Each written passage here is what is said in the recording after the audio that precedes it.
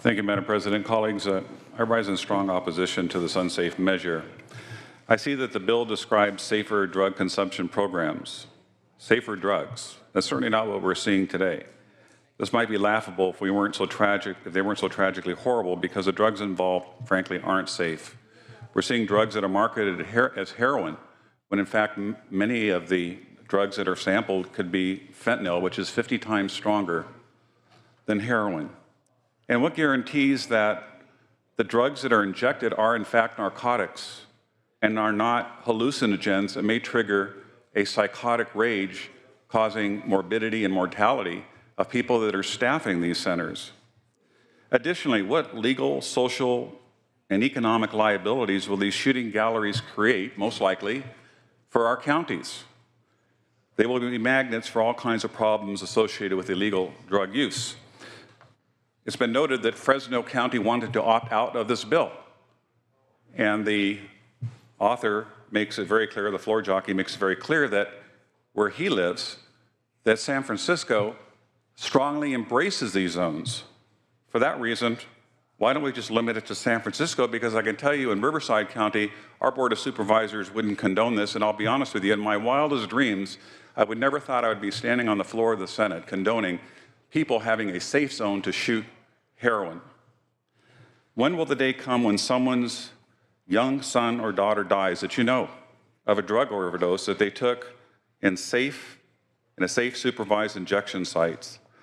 And my friends, if it happens and when it happens, the lawsuits are going to follow. The day will come when an innocent passerby is robbed, assaulted, or worse, when walking near by a state-sanctioned shooting gallery.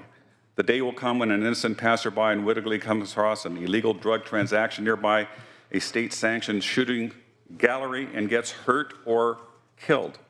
The day will come when an innocent passerby is crudely propositioned by prostitutes seeking money to fund their habit nearby a state-sanctioned shooting gallery. The day will come when rival drug gangs violently battle on the streets to control sales to addicts traveling to these state-sanctioned shooting galleries. Will local governments have enough law enforcement available to protect innocent citizens in these new state-sanctioned shooting galleries? I don't see any funding that goes along with this bill. What happens to businesses near the state-sanctioned shooting galleries that had no choice whether or not those businesses were placed there or not? What happens to the property values near the shooting galleries? I can tell you I wouldn't want to live near one of them. And then just lastly, I'm sure many of us have stories of family members or friends that have been negatively affected by some serious drug use. One of my son's best friends decided one day that he wanted to experiment with heroin, picks him up, and in the morning before school, shot his first dose to experience the effects of the heroin. His mother called him up to come up for breakfast, and he didn't come up.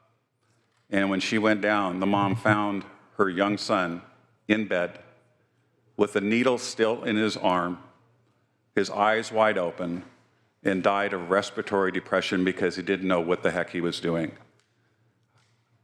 I think this is just a poor bill that is going to put people in jeopardy. It's going to provide staff that's not going to know what to do when somebody goes into a psychotic rage that may not be trained to handle that psychotic rage. And why are we condoning the illegal drug use of heroin, which leads to other opiate addiction problems of traditional drugs in the United States? And I know, my friends, that the border wall has come up quite a bit since President Trump has been elected. My number one reason for supporting the border wall is not because of immigration issues. It's because I wanted to stop the illegal proliferation of drugs that come from south of the border, namely heroin and fentanyl, that is poisoning and killing our children. Let's not condone the problem. Let's try to fix the problem.